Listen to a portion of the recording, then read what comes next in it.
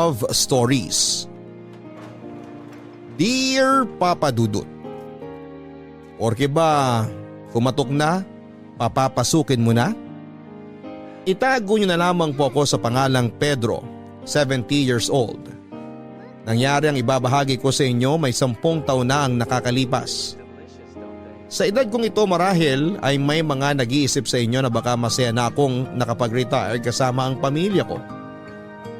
Sa totoo lang ay umabot na ako sa edad na ito ng mag-isa. Pinili kong mag-isa sa mahabang panahon dahil bukod sa nakasanayan ko na, pakiramdam ko ay yon ang makakabuti sa akin. Hindi ko inalintana ang mga sinasabi ng ibang tao na dapat ay naghanap ako ng makakasama ko sa buhay. Dahil hindi biro ang pag-iisa lalo na sa aking edad. Sinabi ng ilan na kailangang may mag-alaga sa akin.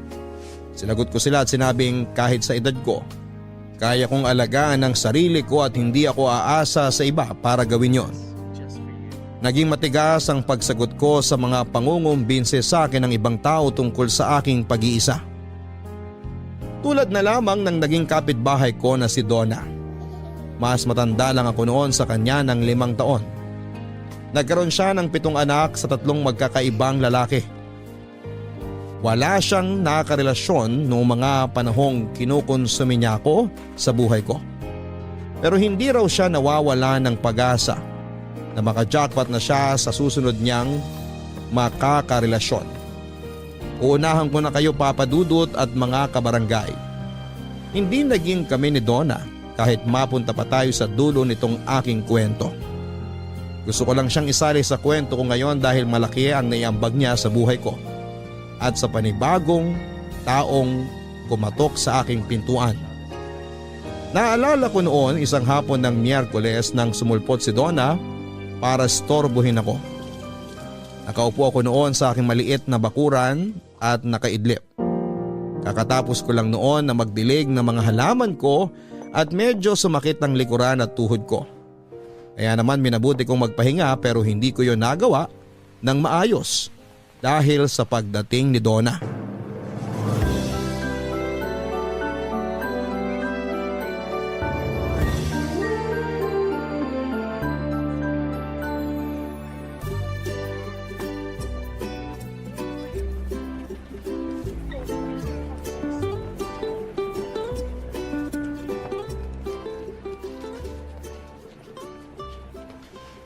Kuya Pedro! Psst! Kuya Pedro! Ano na naman ba, Donna? Nakita mo nagpapahinga ako eh. Ay, akala ko kasi nagpapatan kayo eh. Nagpapatan? Yung ginagawa ng mga kano, yung nagbababad sa araw para medyo umitim. Bakit pa ako magpapaitim eh? Halos kulay-uling na nga ako. Oh, huwag kayong magalit. Nakakagalit kasi ang pang-iistorbo mo. Ang sungit nyo talaga, Kuya Pedro. Hindi naman nagkakalayong edad natin pero kung makakuya ka eh, kala mo laki na agwat ko sa'yo. Ay, ganun ba? Mukha kasing 20 years ang tanda nyo sa akin eh. Eh dahil siguro yan sa dalas ng pagsusungit ninyo. Balita ko ay nakakatanda ang pagsusungit at pagkukunot ng noo. Kaya bawas-bawasan mo yun. Huwag mo nga ako pinakikialaman, Donna. Kung wala ka ibang kailangan, umalis ka na. Kailangan ko ng pahinga ngayon dahil marami na naman akong kailangan gawin sa bahay mamaya. Hindi ka nakakatulong. Ay, may maitutulong ako sa'yo, kuya. O sige, Pedro na nga lang. Pwede ba kitang tawaging Pedro? Mas maganda, huwag mo na akong tawagin kahit kailan. Ay, hala siya. Iba talaga kapag nagkakaedad na at mag-isa pa. Pati ang pag-iisa ko sa buhay eh, papakailaman mo pa talaga ha? Wala ka ba ibang magawa sa buhay mo? Maglinis sa bahay, magpakain ng sandamakmak mong anak. Tapos na lahat yan, kaya marami akong time para pagsabihan ka. Sinabi ko bang pagsabihan mo ako? Bakit? Anak mo ba ako? Naku, ikaw talaga, Pedro. Kung hindi ka lang lalaki, iisipin kong umuurong na ang regla mo. Ang sungit mo kasi. Magsusungit talaga ako sa mga taong walang ibang magawa, kundi usisain at pakailaman ang buhay ko. Ouch ha? Concern lang naman ako sa'yo. Bakit ka magiging concern? May sakit ba ako? Baldado ba ako? May nakatusok bang dextro sa akin? Naku, si Pedro talaga. Masungit na, piloso po pa. Pilosopo ako sa mga taong walang ibang ginawa kundi... Makialam sa buhay mo. Alam ko na yan. Oo bakit nakikialam ka pa rin? Hindi naman sa nakikialam, pero gusto ko lang payuhan ka. Sinabi ko bang kailangan ko ng payo mo? Kailangan mo kahit hindi mo hingin. Umalis ka na lang, Donna, para mabuo ko pa ang pahinga ko. Mas lalo lang nagiinit ang ulo ko dahil sa'yo eh. Naalala ko nung karelasyon ko pa ang mga tatay ng mga anak ko. Marami yon. Sino sa kanila? Di sila lahat. Pambihira talaga tong babaeng to. Uy, wag mo na akong i-judge. Naging masaya naman ako sa mga ex ko kahit hindi kami nagkatuluyan.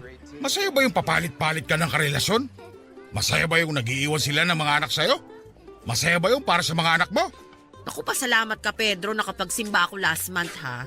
Hindi kita papatulan dyan sa mga sinasabi mo. Ang gusto ko lang naman puntuhin sa mga sinasabi ko try mo rin magmahal, umibig, lumandi. Try mo. Promise ko sa'yo, mawawala lahat ng galit mo sa katawan. Mas marunong ko pa sa akin eh. Masaya naman ako mag-isa.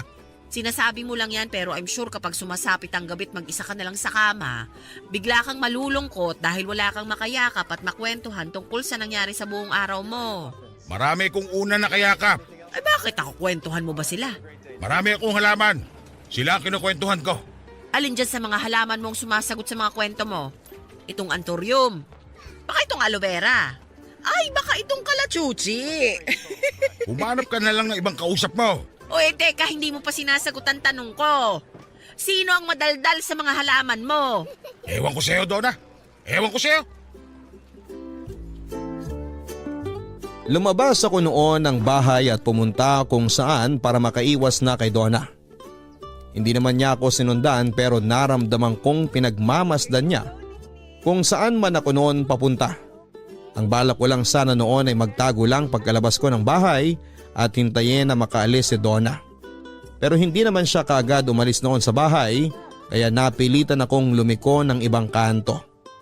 Naglakad ako kahit na masakit na ang mga tuhod ko at medyo inaantok pa. Siniguro kong matatagalan ako sa paglalakad para pagkabalik ko ng bahay ay wala na si Donna sa labas ng gate ko. Nagpahinga lang ako saglit at sumandal sa isang poste na nakita ko sa kabilang kanto. Inabol ko ang aking hininga dala ng matinding pagod. Hindi na talaga sanay ang katawan ko sa paglalakad ng malayo. Lagi lang kasi ako noon na nasa bahay at hindi talaga ako lumalabas kung hindi naman kailangan. Napilitan lang talaga akong lumabas para maiwasan ang pakialamerang si Donna. Noong nakabawi na ako ng lakas, naglakad pa akong muli. Medyo natuwa ako dahil nakalanghap din ako ng ibang hangin bukod doon sa nakapaligid sa aking bahay. Hindi ko na inalintana ang pagsakit ng aking mga tuhod dahil nasiyahan ako sa pagmamasid sa paligid ko. Hanggang sa nadaanan ko ang isang maliit na bakery. Naglaway ako sa may nakita kong tinapay papadudot kaya kinapa ko ang aking bulsa. At nasaktuhan namang meron akong dalang barya mula sa sukli ko sa pinangbayad sa inuming tubig ko noong bandang umaga. Binilang ko yon at saka inisip kung ano ang kakayaning mabili ng mga baryang yon. Nakakuha ko ng 3 malunggay pandesal, isang Spanish bread at 2 puding. Natuwa ako dahil kasya na yon hanggang bukas ng hapon. Naglakad na ako pabalik sa bahay matapos iabot sa akin ng tendera ang mga nabili kong tinapay. Hanggang sa napansin kong sumunod sa akin ang isang gusgusing batang babae na tansya ko ay nasa 8 taong gulang lamang noon.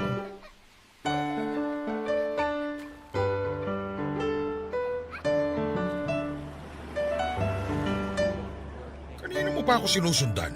Anong kailangan mo, bata? Hindi po bata ang pangalan ko. Ningning po. Ay, wala akong pakialam sa pangalan mo. Huwag mo na ako susundan, ha? Bakit po hindi kayo pwedeng sundan? Masama po ba kayong tao? Kasi sabi po ng tatay ko dati, huwag sundin ang mga masasamang tao. Iba ang sundin sa sundan. Ang gusto ko, huwag mo kong sundan. Ano po ba pinagkaiba nung sundin tsaka sundan? Itanong mo sa tatay mo. Wala na po akong tatay. Oh, problema ko ba yon? Sabi niyo kasi itanong ko sa tatay ko Sumagot lang naman po ako. Ay, ang daldal mong bata ka. Yan nga rin po ang sabi ng tatay ko. Ay, umuwi ka na nga sa inyo. Wala na akong lakas para makipag-usap pa sa'yo. Wala po akong uuwian Problema ko ba yon? Sabi niyo po kasi umuwi ako sa bahay namin. Sumagot lang naman po ako. Pagkapiloso pa rin, no, Mingming. Mingming po, hindi Mingming. Hindi naman po ako nagmimiyaw. Wala akong pakialam sa pangalan mo. Ang gusto ko, sundin mo ang sinasabi ko. Hindi po susundan? Nakakaubos ka ng pasensya. Nagtatanong lang naman po eh. Magtanong ka sa ibang tao, huwag sa akin. Bakit hindi po pwede sa inyo? Hindi po ba kayo tao? Eto na naman tayo. Uuwi na ako. Huwag mo ako susundan, ha? Huwag kayong susundan o huwag kayong susundin? Alin po ba sa dalawa yung gusto nyo? Sundin mo ang sinasabi ko sa'yo. Huwag mo kong sundan. Ang sungit nyo naman po. Ang kulit mo kasi. Makulit po ako pero hindi naman po ako masamang tao. Bakit? May sinabi ba ako na masama ka? Kasi po 'di ba, pwede tayong magalit sa mga masasamang tao. Bakit kayo nagagalit sa akin? Hindi naman po ako masamang tao. Alam mo, subukan mo maghanap ng pwede mong makausap kasi ayoko makipag-usap sa'yo. Bakit naman po? Ayan na naman. Bakit ayan na naman po? Bata, Ningning po. Ningning, bibigyan kita ng isang pandesal. Talaga po? Salamat po! Kasi kanina pa po ako nagugutom eh. Kapag nagugutom ka ba nagiging palatanong ka. Hindi naman po. Marami lang po akong tanong kasi marami po akong gustong maintindihan. Hindi lahat ng bagay kailangan mo maintindihan. Kailangan mo lang tanggapin na ganun talaga yon. Po? Ay, kunin mo na lang tong pandesal at umalis ka na, ha? Sige po. Huwag mo ako susundan. Pero susundin ko po kayo? Oo, Pag susundin ko po ang sinabi nyo na huwag kayong susundan po, hindi na ba kayo magsusungit?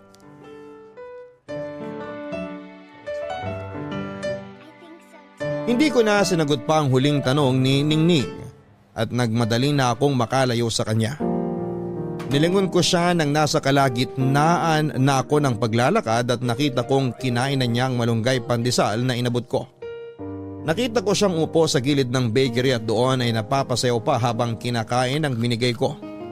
Yun ang pagkakataon ko para mas lalo pang bilisan noon ang paglalakad dahil baka sundan pa niya ako. Halos lumuwa noon ang baga ko sa paglalakad ng mabilis, Papa Dudut. Nung nakarating na ako sa bahay ay agad akong nagtungo sa kusina para uminom ng maraming tubig. Napagod ako sa paglalakad ng mabilis pero mas napagod akong makiusap sa batang si Ningning. Bigla ko tuloy naalala sa kanya ang anak kong babae. Kaedad lang ni Ningning ang anak kong si Joy noong kinuha siya sa akin ng una kong naging asawa na si Letty. Tinakbo niya sa akin si Joy noong nakakilala siya ng isang lalaki na taga Middle East na nangako sa kanya ng magandang buhay. Hindi ako nagsuspetsya na merong iba si Letty pero napapansin kong madalas siyang may kausap sa kanyang cellphone tuwing madaling araw. Ang sinabi niya sa akin ay kausap lang daw niya ang ninang ni Joy para sa plano niyang magnegosyo. Nagtiwala ako, Papa Dudut, pero yun pala ang pinakamalaking pagkakamali na ginawa ko. Nagising na lamang ako isang umaga, wala na ang damit ng mag-ina ko. Sinubukan kong tawagan si Letty pero hindi niya sinasagot ang tawag ko. Hinahanap ko siya sa mga kamag-anak niya pero nakatikom ang mga bibig nila. Halos mabaliw ako noon sa pangulila sa mag-ina ko hanggang isang araw bumalik si Letty. Natuwa ako dahil akala ko ay makukumpleto na kami pero meron lang siyang pinapirmahan sa akin para legal nang maitawid sa ibang bansa ang anak naming si Joy. Hindi ako pumayag noon sa gusto ni Letty at sinikap ko pa siyang kumbinsihin na manatili na lamang sa piling ko. Pero sinabi niya sa akin na hindi na siya masaya at nakahanap na siya ng pagmamahal sa iba. Wala akong nagawa sa gusto ni Letty. Kaya pinaglaban ko na lamang na makasama ang anak naming si Joy. Sinabi kong iwan na lamang niya sa akin si Joy kung balak niyang sumama sa iba pero nagmatigas si Letty. Sinabi niyang para rin kay Joy ang ginagawa niya. Hindi ko maintindihan noon si Letty hanggang sa sinabi niyang taga Middle East na karelasyon niya ang tatayong ama ni Joy para mabigyan siya ng magandang kinabukasan. Kinumbinsin niya akong mayaman ang lalaking yon at kaya niyang ibigay ang mga bagay na hindi ko kayang ibigay kay Joy. Inamukha sa akin ni Letty lahat ng kakulangan ko pagdating sa pera para lamang mapapayag ako. Napapayag nga ako noon, Papa Dudut, pinermahan ko ang papeles na nilatag ni Leti. Hindi na ako nakapag-isip noon dahil gusto kong mabigyan ng mas magandang buhay ang anak kong si Joy. Nung nakalisa si Leti ay saka ko na-realize ang kamali ang ginawa ko. Nabigla lang ako sa pagpirma pero noong natauhan na ako ay wala na akong magawa. Yun ang huling beses na nakita ko si Leti. Wala na rin ako naging balita sa kanila ni Joy mula noon. Sa paglipas ng mga araw ay nakaramdam ako ng lungkot dahil naalala ko ang anak kong si Joy. Sinisi ko si Ningning dahil doon, Papa Dudut. Sinubukan ko na kasing tanggalin sa alaala ko ang anak kong si Joy dahil nasasaktan lamang ako kapag naaalala ko siya. Nagkulong akong muli sa kwarto ko dahil nawalan ako ng gana na asikasuhin muli ang sarili ko. Saka lang ako lumalabas noon kapag hindi ko na makayanan pa ang labis na gutom. Napabayaan ko na rin ang mga alaga kong halaman pero naririnig kong may mga nagpubuhos ng tubig doon. Sinilip ko mula sa bintana at nakita ko si Donna. Nakita niyang nakasilip ako kaya naman kumaway siya. Agad kong sinara ang bintana ko at saka nagbalik sa pagkakahiga. Inayaan ko na lamang si Donna sa ginawa niya sa mga halaman ko dahil wala akong lakas noon para makipagdiskusyon sa kanya. Kahit aminado akong nag-aalala ako noon sa mga halaman ko ay hindi ko pa rin kinaya ng katawang kong manumbalik ang sigla at gana ko sa pag-asikaso sa mga yon. Natapos lamang ang pagmumukmuk ko noong dumaan ang nag-aabot ng mga bill ko sa kuryente at tubig. Noong nakalabas na ako ulit, saka ko binigyan ng pansin ng mga halaman kong halos malunod na rin dahil sa dami ng mga pinangdilig ni Donna. Napailing na lamang ako at saka kinuha ang mga kailangan ko para ayusin ang mga halaman ko. Na-enjoy ko ang pag-aayos ng mga halaman kaya hindi ko na napansin na may nakatingin na sa akin habang ginagawa ang trabaho ko. Noong tumayo ako para kumuha ng dagdag na lupa sa kabilang side ng bakuran ko, ay nakita ko si Ningning. Parehas pa rin ang suot niya noon. Dilaw na oversized t-shirt ng mukhang bestida niya yon dahil lumagpas na hanggang sa sakong niya. Madungis pa rin si Ningning noon at walang sapin ang mga paa niya. Napailing na lamang ako dahil alam kong mangungulit na naman siya. Nangyari nga ang iniisip ko. Nagsimula na naman siyang makipag-usap sa akin, Papa Dudut. Magandang hapon po, tatay! Huwag mo nga akong tawaging tatay.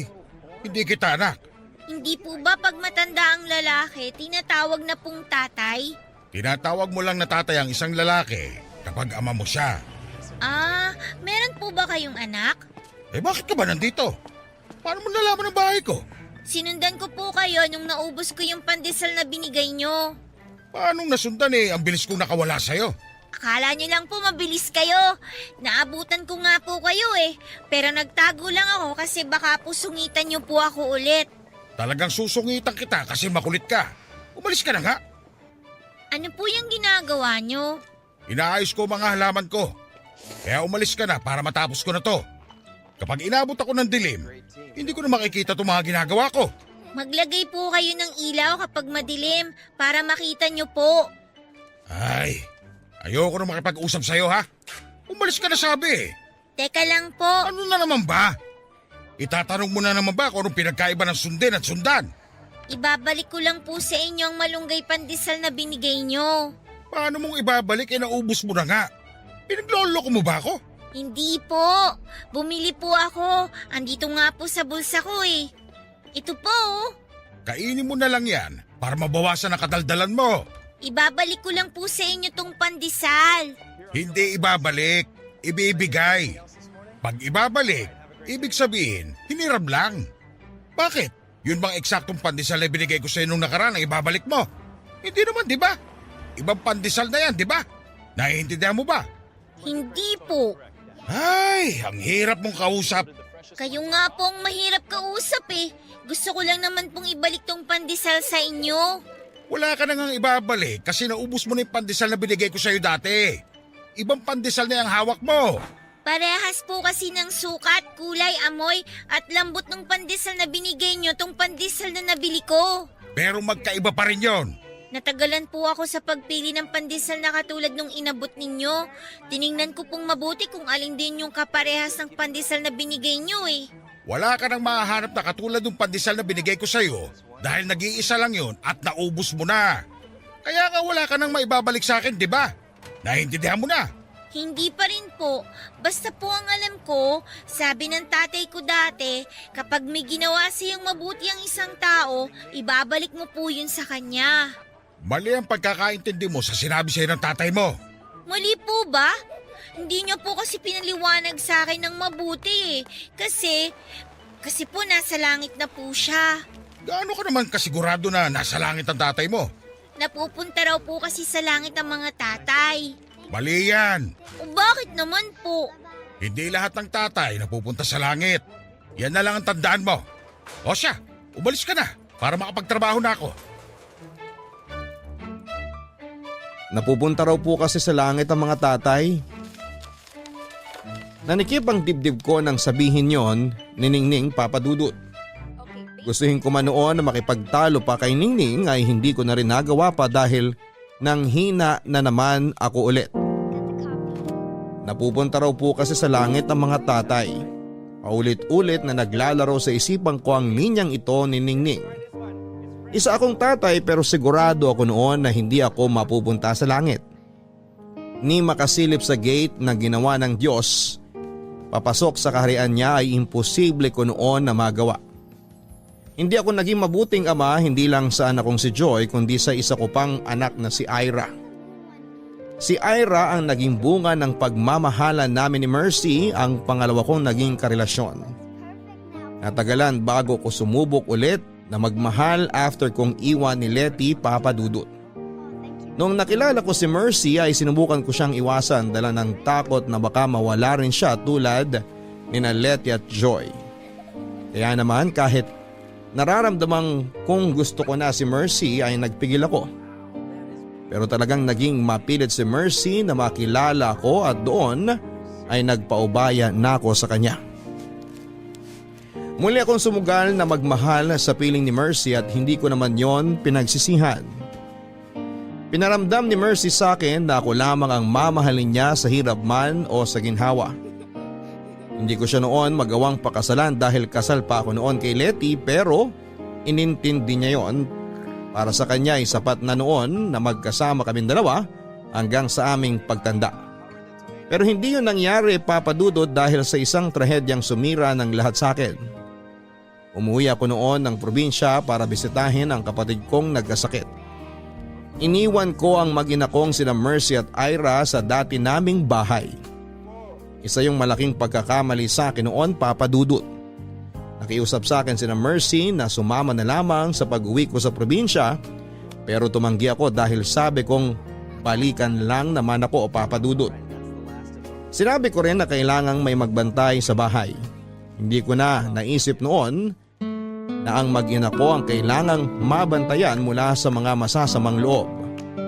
Nalaman ko na lamang pagka-uwi ko na pinatay ang mag-ina ko ng 3 lalaking nanloob sa bahay namin. Andito ka na naman, bata ka. Kahapon lang andito ka na. Tapos ngayon. Ningning na lang po ang itawag niyo sa akin. Kayo po, anong itatawag ko sa inyo? Wala kang dapat itawag sa akin dahil hindi kita kilala. Ako nga po si Ningning. Ano na naman ba kailangan mo? Wala na po kasi akong mapupuntahan eh. Nalibot ko na lahat dito. Lumibot ka ulit. Pero umiwas ka rito sa bahay ko. Gusto ko po kasi kayong makausap eh. Ayaw kitang kausap. Marami akong ginagawa. Nakaupo lang naman po kayo tapos nagpapaypay. Nagpapahinga lang ako. Pambuelo ko ito sa dami ng kailangan kong trabahuhin mamaya. Mamaya pa naman po pala yung trabaho nyo. Baka po pwedeng magkwentuhan muna tayo. Kahit ako na lang po yung magpaypay sa inyo para hindi kayo mapagod. Ano ba magkwentuhan? Umarap ka nga ng mga kaedad mo. Doon ka makapagkwentuhan, hindi sa akin. Gusto ko po kayong kausap kasi natututo po ako sa inyo eh. Wala ka matututunan sa akin. Umalis ka na. Meron po. Sabi niyo nga hindi lahat ng tatay napupunta sa langit. Yun lang ang paniniwala ko. Ay, asan ba ang nanay mo? Hindi ko na po nakilala ang nanay ko eh.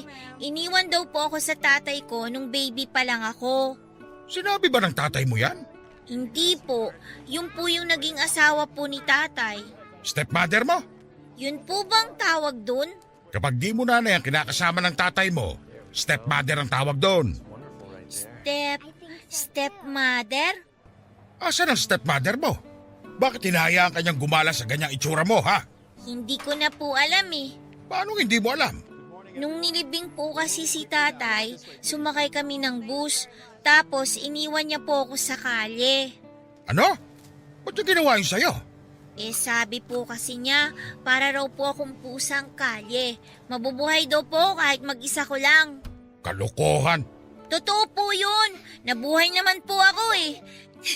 Tsaka po sabi niya po, kapag niligaw niya ako, may makakahanap po sa akin. Aampunin daw po ako tsaka mamahalin. Parang yung dati kong pusa na napulot namin ng tatay ko. Tao ka. Hindi ka pusa para iligaw. Ay. Oy, kumain ka na ba? Mamaya pa po kapag gabi na, may nag-iiwan po ng pagkain dun sa paradahan ng jeep eh. Aabangan ko lang po yun. Bubuksan ko ang gate. Papapasukin niyo na po ako sa bahay niyo? Hanggang dito ka lang sa bakuran ko, ha? Hindi ka pwede pumasok sa loob ng bahay dahil ang dumi mo. Dito ka kakain. Kayo na po magpapakain sa akin? Ngayon lang to. Sa susunod, bumaya ka ulit sa mga pusa na naghahanap ng pagkain sa kalye. Naintindihan mo? Nagpainit ako ng tubig para sa instant noodles na pinakain ko kay Ningning. Pinagtimpla ko rin siya ng gatas at inabutan ng isang basong tubig. Binigyan ko rin siya ng chocolate na panghimagas niya at natuwa siya. Binulsa niya yon para may kainin daw siya kinabukasan. Inayaan ko siyang manatili sa bakuran ko dahil paggabi na rin noon. Aminado ako natakot ako na baka sa kakagala niya ay may makasalubong siyang masamang tao. Kaya naglabas ako ng unan at kumot at nilatagan siya ng karton para pagtulugan sa ibaba ng bahay ko. Nagpasalamat naman siya sa akin at sinabing mabuti raw akong tao. Pagkagising ko kinabukasan ay nakita ko siyang nagpupulot ng mga tuyong dahon para itapon sa basurahan. Pinagluto ko siya ng itlog at corned beef para makapag-almusal na siya. Iniling niyang sabayan ko siyang kumain dahil meron pa raw siyang gustong itanong. Napilitan akong samahan siyang mag-almusal at sagutin lahat ng mga tanong niya sa akin. Sa paglipas ng mga araw ay nasanay na akong kasama si Ningning. Tinulungan niya akong mag-ayos ng hardin at siya na rin ang kumukuha at nag-aabot ng mga bill ko sa kuryente at tubig. Hanggang isang araw ay pinapasok ko na siya sa loob ng bahay ko. Nagtiwala na ako sa kanya at binigyan siya ng matutulugan niya sa sala. Isang araw ay nagising na lamang akong katabi na si Ningning sa aking higaan dahil natakot daw siya sa sala. Inayaan ko siyang makitulog sa aking pansamantala hanggang ang pansamantala na yon ay naging araw-araw na. Isang araw ay naging parang anak ko na si Ningning. Isang araw ay naging parang ama na ako kay Ningning. Isang araw ay para kaming naging isang pamilya. Isang araw ay nagising na lamang ako na masaya sa piling niya. Malaki ang naging pagbabago sa buhay ko mula nang dumating si Ningning, Papa Dudut. Nabawasan na ang pagiging masungit ko at nakakangiti na rin ako. Bukod sa sarili ko ay natuto na rin akong umasikaso ng iba. Inalagaan ko si Ningning na parang sarili ko ng anak. Binilhan ko siya ng kailangan niya at nagpunta kami sa Divisoria para bumili ng mga damit niya at mga laruan. Nahiya pa nga siyang magpabili sa akin dahil baka raw ilista kong utang niya. Hindi raw siya makakabayad dahil wala siyang trabaho.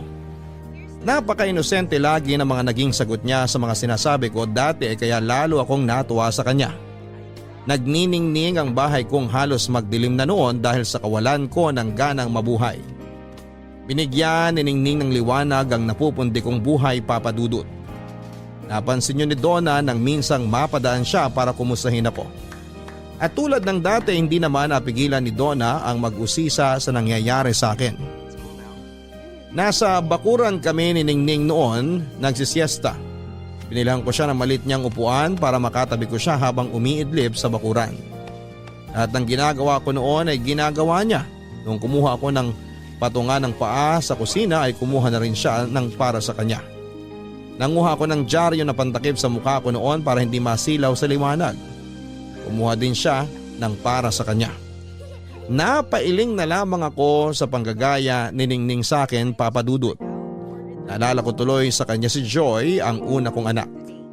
Lagi akong ginagaya ni Joy sa lahat ng gagawin ko dahil ang sabi niya, paglaki niya ay gusto niyang maging katulad ko. Nung tinanong ko kung ano ang ibig niyang sabihin, Papa Dudut, ang sinagot niya ay gusto raw niyang maging mabuting magulang tulad ko. Kaya gusto niyang gayahin ako. Kapag naaalala ko yon ay meron pa rin kirot sa puso ko dahil hindi ko napatunayan sa huli na mabuti akong magulang sa kanya.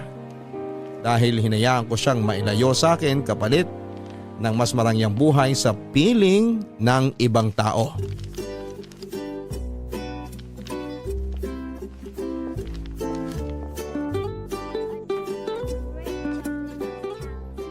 Bakit ba may dyaryo sa mukha ninyo? Ano kayo, mga tinapa? Pabili nga. Andito ka na naman ba para mambwisit, Donna? Ako po si Ningning, Ate Donna. Aba, ay hindi ka naman nagsasabi, Pedro. Meron ka na palang anak. Kailan mo siya inire, ha? Hindi ko siya anak. Eh ano, halaman mo. Nadampot ko lang dyan sa labas. Nadampot? Ano, pusa lang? Yun nga po ako, pusang ligaw. Meow, meow. Hoy, Pedro! Ikaw ba talaga yan? Okay, bakit? Tumatawa ka na? Kailan mo pa natutunan yan, ha? Umalis ka na nga, Donna. Istorbo ka talaga sa pahinga. Isang tawa pa nga dyan. Ang sarap sa ears. Tumigil ka na sabi. Lagi naman pong tumatawa si Pedro. Oy, bata! Ningning po ang pangalan ko. O siya, Ningning, hindi dapat Pedro lang ang tawag mo sa kanya. Iyon daw dapat ang itawag ko sa kanya eh. Hindi po ba, Pedro? Ako nagsabi. Baguhin mo naman, Pedro. Pwede namang tito, kuya, o kaya tatay. Hindi ko siya kaano-ano para tawagin ako ng ganyan. Ayos na yung Pedro. Gusto niyo po bang pumasok dito, Ate Donna? Gusto ko sana kung papayag si Pedro. Ako na po magbubukas ng gate. Ningning, huwag mo siya pagbuksan. Bakit naman po? Hindi ako nagpapapasok ng di ka kilala. Eh bakit niyo po siya kinakausap kung hindi niyo po siya kilala? Oo nga naman, Pedro. Saka alam niyo po yung pangalan niya eh. Eh di kilala niyo nga. Ningning 1, Pedro 0. Hoy, Donna, ano ba? Ito na nga, alis na. Nice to meet you, Ningning. Huwag po muna kayong umalis. Samahan niyo po kami ni Pedro. Magluluto kami ng champurado pang merienda. Ay, paborito ko ang champurado. Sige, game ako dyan. Aabutan na lang kita ng champurado, Donna. Basta umalis ka na lang ngayon. Naririndi ako sa boses mo eh. Ang laki talaga ng pagbabago ni Pedro. Nagbibigay na ngayon ng pagkain. Samantalang dati, kahit yung panis na pagkain mo, ipagdadamot mo pa. Tapos Ay, ngayon... tumigil ka na nga, Donna. O sige na nga, baka biglang bawiin pa yung champuradong ibibigay mo. Oy, Ningning ha, narinig mo ang sinabi ng tatay Pedro mo. Hindi ako ang tatay niya. Ako na pong bahala sa champurado niyo, Ate Donna. Lalagyan ko po ng maraming gatas bago ko iabot sa inyo. Ay, paborito na kita, Ningning. Paboritong paborito. Nainis ako kay Donna dahil napansin niyang lumalambot na ako, Papa Dudut. Hindi naman yon maintindihan noon ni Ningning. Kahit na nagsusungit ako dati kay Ningning, ay wala siyang ibang makita kundi ang minsang kabutihan na ipinakita ko sa kanya. Yung time na inabutan ko siya ng malunggay pandesal. Yun ang tumatak sa kanya kaya kahit na anong pagsusungit at pagtataboy ko sa kanya noon ay wala siyang ibang iniisip kundi mabuti akong tao. Kaya tuloy ay napanindigan ko nang maging mabuti para kay Ningning. Ayoko noon na makita niya ang dating Pedro na masungit. Magaspang ang ugali at hindi marunong makisama sa kapwa. Gusto ko noong magbago para may mabuting sundan si Ningning habang lumalaki siya. Aminado akong nahirapan ako noong una na magbago sa nakasanayan kong ugali at buhay. Pero malaki ang tulong ni Ningning para sa pagbabagong gusto ko. Naging inspirasyon ko siya sa buhay para pagbutihin ko ang sarili ko. Muli kong naalala si Ningning sa isa ko namang anak na si Ira. Si Ira ang naging dahilan ko noon para pagbutihin ang sarili ko dahil kapalit noon ang magandang buhay sa anak ko. Nagpakahirap akong pumasok sa mga trabaho para lamang makaipon ako noon para sa kinabukasan ni Ira. Alam ko kasi noon na naging issue sa una kong asawa na si Letty na hindi ko maibigay ang magandang kinabukasan sa anak kong si Joy dahil maliit lang ang kinikita ko noon. Kaya naman sinubsob ko ang sarili ko sa pagtatrabaho nang maging anak ko na si Ira. Natakot din kasi ako na baka makita rin ni Mercy ang kahirapan ko at gawin niya yung basihan para iwanan ako. Alam kong sinabi na niya na hindi importante kung may pera ako o wala, pero alam kong darating ang panahon na magiging issue sa amin ang pera tulad ng nangyari sa amin ni Letty. Kaya bago pa man kami umabot ni Mercy sa ganon ay sinigurado kong magkakaroon ako ng maraming pera para mabuhay ko silang mag-ina. Nagkapera naman ako, Papa Dudut, pero nawala pa rin sina Mercy at Ira sa akin. Nawala sila dahil sa mga taong halangang kaluluwang nanlimas ng mga pinaghirapan kong ipunin para sa mag-ina ko.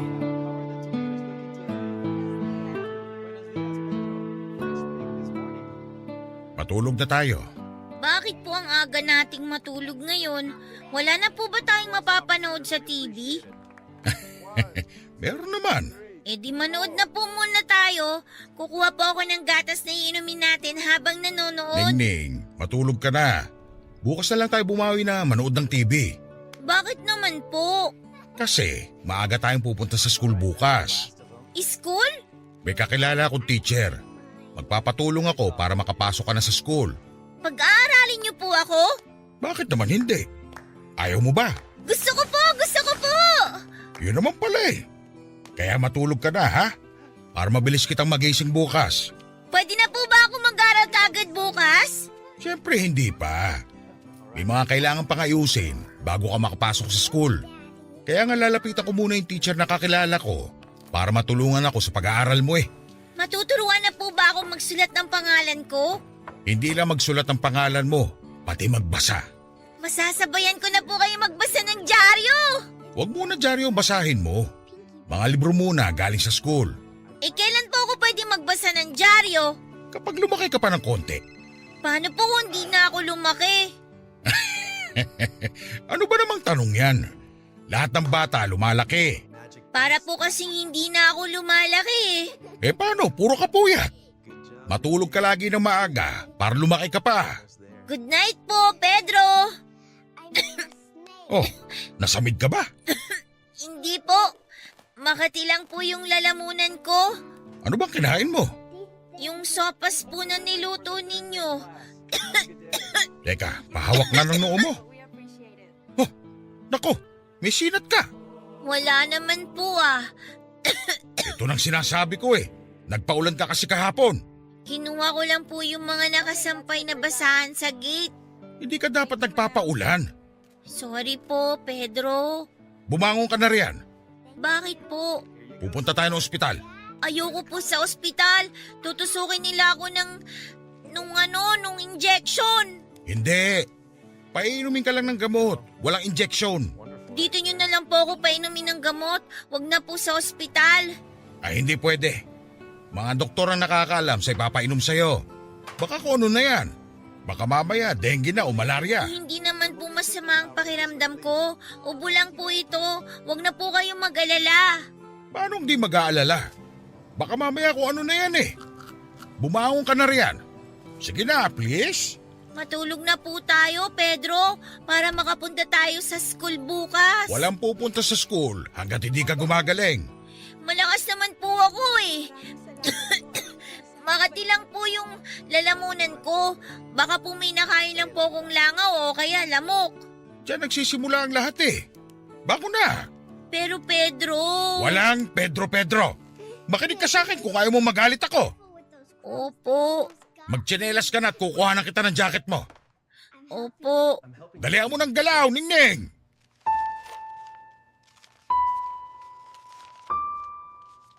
Hindi ko sinasadyang masigawan noon si Ningning pero natakot lamang ako sa sinat niya. Agad ko siyang dinala sa ospital para magpatingin. Wala na akong pakialam noon kung magkano ang gagastusin ko. Ang importante sa akin ay gumaling si Ningning at walang mangyaring hindi maganda sa kanya. Nang nasa ospital na kami ay doon ko nalaman na sinat lang talaga at walang kahit na anong problema sa kanya, Papa Dudut. Ako pa yung namilit sa nurse na i-check siyang mabuti. Nagpresenta rin ako magbayad ng doble kung kailangan, masigurado lamang na totoong ligtas si Ningning. Pinakalma ako ng nurse at sinabing wala akong dapat na ipag-alala dahil walang kahit na anong problema sa kalusugan si Ningning. Talagang sinat lang daw yon at normal lang sa mga bata at hindi pa rin ako napanatag. Pero noong initahan ako ni Ningning ay nawala ang lahat ng takot ko. Nakahinga ako ng maayos at hindi ko na inisip pa na may problema sa kanya. Umalis na rin kami sa ospital at agad nang umuwi noon sa bahay para maituloy ang pahinga ni Ningning. Nalungkot siya noong sinabi kong hindi muna kami pupunta sa school para makabawi siya ng lakas. Nangako naman ako sa kanya na oras na gumaling siya ay pupunta kami kaagad sa school para makapag-aral siya. Napraning ako, Papa Dudut, dahil sa kalagayan ni Ningning ay bigla ko naalala noong mga bata pa lamang kami noong isang kapatid ko. Namatay ang bunso kong kapatid noong 12 years old pa lamang ako noon. Baby pa noon ang kapatid ko at pinagkatiwala siya sa akin ng mga magulang ko dahil kailangan nilang puntahan ang isa kong kapatid sa school dahil napaaway sa klase niya. Wala naman naging problema sa pagbabantay ng kapatid ko. Noong nakita kong tahimik lang na nakahiga ang bunso kong kapatid ay naglaro muna ako. Noong binalikan ko siya ay tahimik pa rin at nakatulala sa kisame. Inayaan ko lang kahit medyo iba na ang pakiramdam ko. Nakaidlip pa ako sa bandang paanan ng kama habang binabantayan si bunso. At nagising na lamang ako sa sigaw ng nanay ko. Nangitim na ang mukha ni bunso pero gising pa rin siya ngunit hindi gumagalaw. Agad na tinakbo ng mga magulang ko sa ospital ang bunso namin pero nasa kalagitnaan pa lamang sila ng biyahe ay pumikit na ang mga mata ni bunso. At yun na ang huling beses na nakasama namin siya, Papa Dudut. Inako ko ang sisi ng mga magulang ko dahil sa nangyari.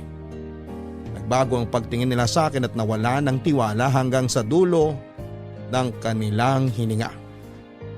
Kaya pinangako ko sa sarili ko na lahat ng mahal ko sa buhay ay di mawawala sa mundong ito nang hindi ko inaalagaan at hindi ko pinaglalaban. Dahil sa nangyari kay Ningning at sa muling pag-alala ko sa nangyari sa bunso kong kapatid, nagduda na ako sa kakayahan kong makapag-alaga pa ng isang tao sa buhay ko. Natakot na ako na baka mapasama ang buhay ni Ningning dahil sa akin. Naisip ko na kapag nagtagal si Ningning sa buhay ko ay baka wala akong magandang maidulot sa kanya. Kaya naman nag-decide akong wag na lamang siyang ampunin. Hindi ko muna yung sinabi sa kanya, inintay ko muna na gumaling siya sa kanyang lagnat. Nakailang beses siyang nagtanong sa akin tungkol sa pagpapaaral ko sa kanya. Pero naging matipid lamang ang mga naging sagot ko. Hindi naman siya nakahalata at nakita kong excited pa rin siya dahil akala niya matutuloy ang plano naming mapag-aral siya. Nakonsensya ako ng bahagya. Lalo na noong nakikita ko siyang nagmamadaling gumaling para lamang makapag-practice ng magsulat sa kanyang pangalan sa papel. Mas lalo tuloy akong nahirapan noon dahil hindi ko kayang sirain ang kagustuhan niyang makapag-aral. Napamahal na sa akin si Ningning, Papa Dudut. Kaya kahit gusto ko noon na makasama pa siya ay hindi ko pa rin yon pinili dahil alam kong mas mapapabuti siya sa iba. Naisip kong hanapin ang stepmother niya o kaya ay kahit na sinong kamag-anak niya para kunin na siya. Ayaw ko na noon na magkaroon pa ng isang inaalala at panibagong responsibilidad.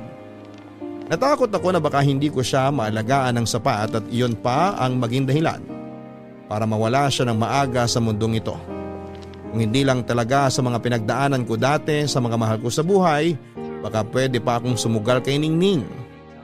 Pero dahil sa lalim ng trauma, na dinulot ng nakaraan sa akin ay hindi ko na nakikita ang sarili kong magagawa pang magmahal ng isa pang individual. Noong tuluyan ng gumaling si Ningning ay sumunod kong inasikaso ang pagpapaubaya sa kanya sa mga kamag-anak niya. Doon ko na binalak sabihin sa kanya ang totoong mangyayari. Ngiti ka ng konti lang, tapos tingin ka rito sa camera ha? Pwede po ba ako magpa-cute sa picture? Pwede ko po bang itaas tong kamay ko? Hindi. Yung normal lang. Parang nagpapapicture sa ID. Ano po yung ID? Basta sumunod ka na lang sa sasabihin ko ha? Ipiti mo sa tenga mo yung buhok mo para makita yung mukha mo. Malaki po tenga ko eh. Hindi po maganda sa picture. Hayaan mo na kung hindi ka maganda sa picture. Basta malinaw yung picture. Dali na! Para po ba saan yung picture? O yung bangs mo, hawiin mo ng konti. Natatakpan ang mata mo eh. Itatali ko na lang po yung bangs ko. Saglit lang po ah. Kukunin ko lang po sa bag yung tali. Huwag na, Ningning. Kailangan na kita mapicturan para mapaprint ko na to. Baka magsara na yung printing shop eh. Gagamitin ko po ba yun sa school? Pwede po bang mag-lipstick ako parang si Ate Donna? Para po maganda po ako. Hindi na kailangan. Bawal po ba sa school ang lipstick? Hindi naman kasi to gagamitin sa school. Eh para saan po yan? Basta. Pwede bang dalawa po tayong magpa-picture? Ilalagay ko po sa bulsa ko palagi. Hindi na kailangan. Ikaw lang dapat ang mapicturan ngayon. Eh bakit ako lang po? Ang dami mo namang tanong, Ningning eh. Gusto ko lang naman pong malaman. Gusto mo malaman? O sige. Kailangan kita mapicturan para mahanap ko na mga kamag-anak mo. Bakit niyo po hahanapin mga kamag-anak ko? Aampunin niyo na rin po ba sila dito? Kasi ibabalik na kita sa kanila. Bakit niyo po ako ibabalik sa kanila? Ayaw niyo na po ba sa akin? Hindi na kita kayang alagaan. Sarili ko nga hindi ko maasikaso, ikaw pa kaya? Ibabalik niyo po ba ako dahil hindi ako naghuhugas ng paa bago matulog? O dahil po ba laging baliktad ang tsinelas ko? Hindi yun ang dahilan. Uubusin ko na po yung gulay na pinapakain niyo sa akin. Inom na rin po ako palagi ng maraming tubig. Kailangan mo na nga bumalik sa totoo mong pamilya. Ayaw niyo na po ba ako maging pamilya niyo? Bata ka pa. Hindi mo maiintindihan. Pag lumaki ka na, mauunawa mo itong ginagawa ko para sa'yo. Pag matutulog po ako sa hapon, lalaki na po ako agad, di ba? Hintayin niyo na lang po ako lumaki.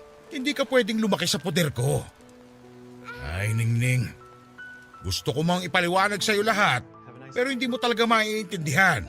Kapag nag-school po ako, Pedro, maiintindihan na po kita. Kasi sabi ni Ate Donna, magigising daw yung utak ko sa school. Tatalino daw po ako. Yung totoong pamilya mo na lang magpapaaral sa'yo. Eh pero... Ningning naman! Ang tigas talaga ng ulo mo.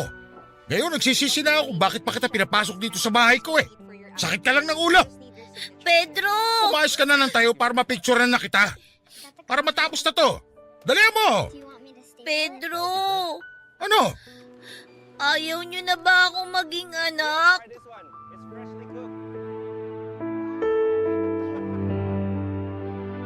Ayaw niyo na ba ako maging anak? Para akong sinaksak sa tinanong ni Ningning sa akin, Papa Dudut. Kung alam lang niya na wala akong ibang gustong mangyari kundi ang maging tatay sa kanya. Wala akong ibang hinangad kundi ang gumising sa umaga para ihanda ang almusal niya bago siya pumasok sa school.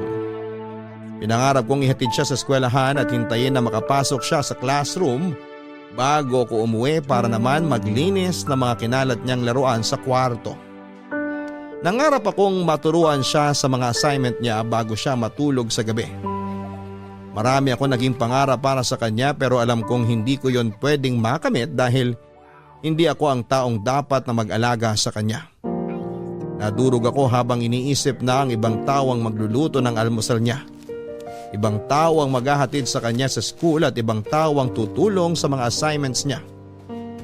Nakakadurog pero yon ang realidad na kailangan ko noon na tanggapin. Na-realize kong hindi ko kayang maging ama para kay Ningning dahil hindi pa ako buo at marami pa akong kailangang ayusin sa sarili ko. Papa Dudut, gustuhin ko man noon na ariin siya bilang sarili kong anak ay hindi ko yon magawa dahil hindi pa ako naghihilom sa nakaraan. Ayokong ang mga naging sugat ko sa nakaraan ang maging dahilan para hindi ko siya mabigyan ng magandang kinabukasan na dapat ay para sa kanya. Mahirap man pero tinuloy ko ang paghahanap sa mga kamag-anak ni Ningning. Kung saan-saan ako napunta para lamang maihatid na sa kanila si Ningning pero nabigo ako. Pinaskil ko na rin ang ibang larawan ni Ningning pero wala ni isa ang tumawag sa akin para kunin siya, Papa Dudut. Nakulitan na ang mga pulis sa akin dahil sa pabalik-balik ko sa kanila. Nahiya na rin ako at hindi na umulit pang magtanong sa kanila at lumipas ang mahigit 3 buwan pero wala akong naging balita sa ginawa kong paghahanap sa mga kamag-anak ni Ningning. Nalungkot ako at tinanggap na marahil ay wala nang ibang gustong kumupkop kay Ningning kaya nga siguro siya iniligaw na parang pusa ng kanyang stepmother. Kaya naman pinapunta ko si Donna sa bahay para humingi ng pabor.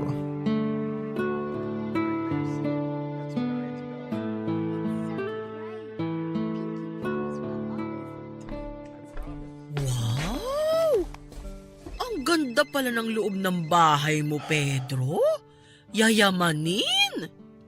Maupo ka. Salamat. Ano ba yung kailangan mo? Mukhang seryoso yan ah. Ngayon mo lang ako pinapasok dito sa bahay mo eh. Hihingi lang sana ako ng pabor sa'yo. Naku, parang hindi ako pwedeng tumanggi sa'yo ah.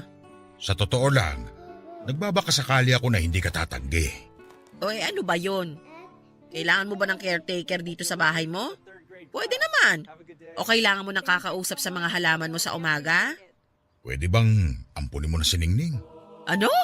Handa akong tumulong sa'yo sa gastos. Kunin mo lang siya sa bahay mo. Ituring mo ang sarili mong anak. Alam kong gipit ka rin dahil sa mga gastusin mo sa mga anak mo. Pero handa akong tumulong sa'yo. Eh kung ikaw din naman ang gagastos para kay Ningning, bakit di na lang siya pumirmi rito sa bahay mo? Bakit kailangang ilipat pa sa akin? Hindi ko na siya kayang alagaan. Paano bang hindi mo kayang alagaan? Eh mula nung inampun mo siya, nagkalaman na ang mga pisngi niya. Hindi na siya gusgusin at hindi na rin siya amoy isda. Mas maaalagaan mo siya kaysa sa akin. Sa ating dalawa, ikaw ang mas may kayang mag-alaga sa kanya. Mas kaya mong maging magulang sa kanya. Hindi, Donna. Kung alam mo lang. Alam kong sinasabi ko. Alam kong mabuti kang tao. Oo, masungit ka. At hindi ko maintindihan ng kagaspangan minsan ng ugali mo. Pero pagdating kay Ningning, iba ka. Maayos kang tao. Mabait ka. Responsable kang ama sa kanya. Hindi ako ang dapat na maging ama niya. Pero ikaw ang pinili niyang maging ama. Ibig sabihin lang niyan, ikaw ang nararapat para sa kanya kasi nakikita niyang mabuti ka. Sana kaya ko ipaliwanag sa iyo ang totoo kung bakit hindi ako pwede maging tatay sa kanya. Ano man ang dahilan mo, hindi ko yan tatanggapin. Dahil isa lang ang nakikita ko ngayon, mabuti kang ama. Sigurado kung ganun din ang nakikita sa'yo ni Ningning. Hindi mo kasi maintindihan. Anong hindi ko maintindihan? Yung pagbabago mo mula nung dumating si Ningning? Yung pag-aliwalas ng mukha mo mula nung pinatuloy mo siya rito sa bahay mo? Halos hindi na nga kita makilala, Pedro. Dahil nasanay ako sa kasungitan at pag-iisa mo. Pero napakaganda ng pagbabago mo. Kung mawawala si Ningning, babalik ka lang sa dati. Didilim na ulit ang pagmumukha mo. At ano namang masama kung bumalik ako sa dati? Di naman nakakagambala sa iyo ang dating ako ah. Ano naman ngayon kung maging masungit at bumalik ako sa pag-iisa? Magiging sagabal ba yun sa buhay mo? Hindi, pero alam kong makakasira yun sa'yo. Alam kong masaya ka na sa lagay mo ngayon. Alam kong gusto mo rin ang pagbabago mo. Hindi mo lang matanggap na merong isang taong nagpabago sa'yo. Hindi mo lang matanggap na si Ningning yon. Hindi ito tungkol sa pagbabago ko, Donna. Tungkol ito kay Ningning. Hindi ko siya pwedeng alagaan. Hindi siya pwede rito sa bahay. Hindi siya pwede sa akin. Nagawa mo na siyang alagaan at buhayin. Ano ba naman yung ipagpatuloy mo pa? Kailangan ka niya, Pedro. Hindi ako kailangan niya, Donna. Maniwala ka. Ate Donna! Pedro! Oh, Ningning. Huwag na po kayong mag-away dahil sa akin. Nako, hindi kami nag-aaway ni Pedro, Ningning. Ganito lang talaga kami mag-usap. Ano yung hawak mo? Barya po. Para saan? Bayad ko po ito sa inyo para hindi na po kayo mag-away ni Ate Donna. Kasi po, yung tatay ko, tapos yung asawa niya po, lagi po sila nag-aaway dahil sa akin. Wala na raw po silang pera kasi lagi po ako nagkakasakit. Lagi nagagalit yung asawa ni tatay sa akin kasi magastos daw po akong alagaan. Kaya magbabayad na lang po ako sa inyo. Ay naku Ningning, hindi mo kailangang magbayad. Ano ba naman yan? Pedro, ano ba ito? Hindi kita pagbabayarin sa mga nagastos ko sa'yo. Kaya lang, Ningning, hindi na kita pwedeng alagaan kasi hindi ko kaya.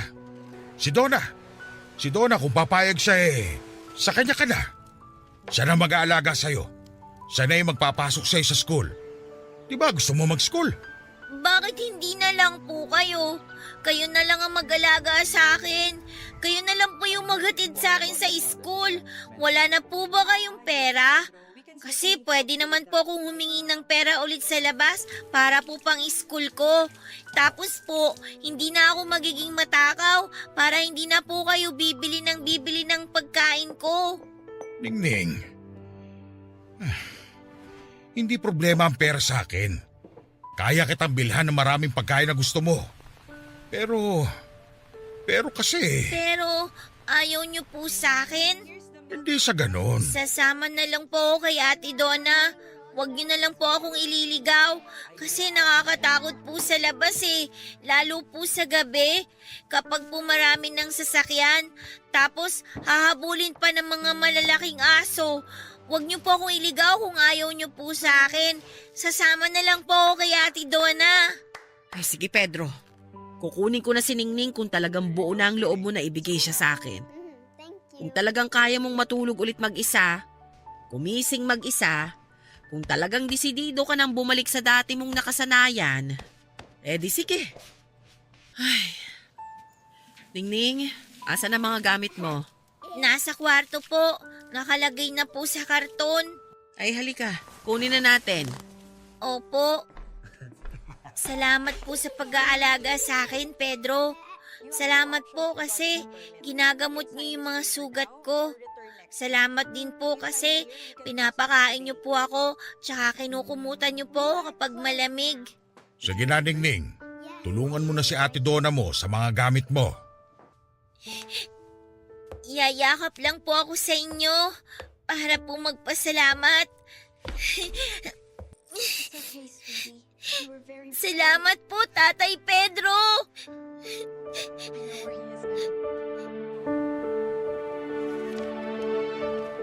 Tatay Pedro, napakagaang pakinggan. Tinawag ako ni Ningning na tatay at doon ako tuluyang nagiba, Papa Dudut. Nawala lahat ng pagpapanggap kong matapang ako. Mas nakaramdam ako ng takot dahil nagustuhan ko ang pakiramdam na tawaging tatay. Naisip kong hindi ako yon. Matagal akong natakot na muling maging tatay dahil 2 bata na ang hindi ko naalagaan ng wasto. Pero noong niyakap ako ni Ningning at tinawag akong tatay, yung takot ay andun pa rin pero tinulak ako ng takot na yon para mas makita ng malinaw na handa na ako. Handa na akong maging tatay muli.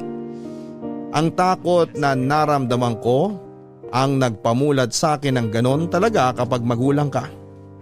Laging may takot na hindi mo magampanan ang iyong responsibilidad pero ang takot na yon ang siyang magtutulak sa iyo para mas pagbutihan pa. Niyakap kong pabalik si Ningning at doon ay tuluyan na akong napaiyak. Doon ko naramdaman na mas takot akong mawala siya kesa sa takot kong hindi siya maalagaan ng tama. Hindi ko na siya pinakawalan pa noon, Papa Dudut. Ako na ang naging tatay ni Ningning mula nung araw na yon. At hindi ko yon pinagsisihan hanggang sa dulo ng hininga ni Ningning. Makalipas lamang ng 5 taon, Papa Dudut, ay binawi na ng Diyos si Ningning sa akin. May matagal na palang karamdaman noon si Ningning kaya siya nagawang iligaw ng kanyang stepmother. Isang malaking himala na nga lang na nabuhay pa siya ng 5 taon pagkatapos mag-cruise ng aming landas. Ayon na rin sa mga doktor na nakausap ko marahil ay isa yung himala pero sa akin Yun ay dala ng pagmamahal. Pagmamahal ko ang nagdagdag sa buhay niya. Sa ngayon ay pinagpapatuloy ko ang buhay Papa Dudut kahit nawala siya. Lagi akong naglilibot sa mga kalye para magpakain ng mga batang wala ng magulang. Yun ang naging paraan ko para alalahanin ang naging buhay ni Ningning. Hindi na ako nakaramdam pa ng takot, Papa Dudut, kung meron man ulit na kumatok sa buhay ko para makasama ko. Hindi ko na siya pagdadamutan muli ng atensyon. Yun ang itinuro sa akin ni Ningning at hindi na ako takot na magpapasok muli sa buhay ko dahil ang kapalit naman noon ay ang kasiyahan kahit alam kong panandalian lamang. Hanggang dito na lamang po ang aking liham. Ako ang inyong kabarangay forever, Pedro. Lahat tayo ay merong kinakatakutan. Ang ilan sa atin takot na mag-isa. Ang ilan sa atin ay takot na maiwanan at may kanya-kanya tayong dahilan sa mga takot natin na nag-uugat sa ating nakaraan. Ang mga takot sa kasalukuyan ay dahil sa mga hindi nasasagot na tanong sa ating mga nakaraan. Maaaring hindi nabigyan ng linaw ang mga katanungan kahapon, kaya takot kang sumugal sa ngayon. Kung sakali mang ganito ang iyong pakiramdam ay hindi ka nag-iisa. Panigurado akong meron kang kasama. Hindi lang ikaw ang takot, hindi lang ikaw ang tumatakbo sa iyong nakaraan. Marami kayo. Marami tayo. Hindi nakakahiyang ilantad sa iba ang totoong dahilan ng iyong mga takot. Kailangan mo lang ng mga taong makakaunawa at mga taong handang magpasensya. Normal na ikay matakot, huwag kang mag-alala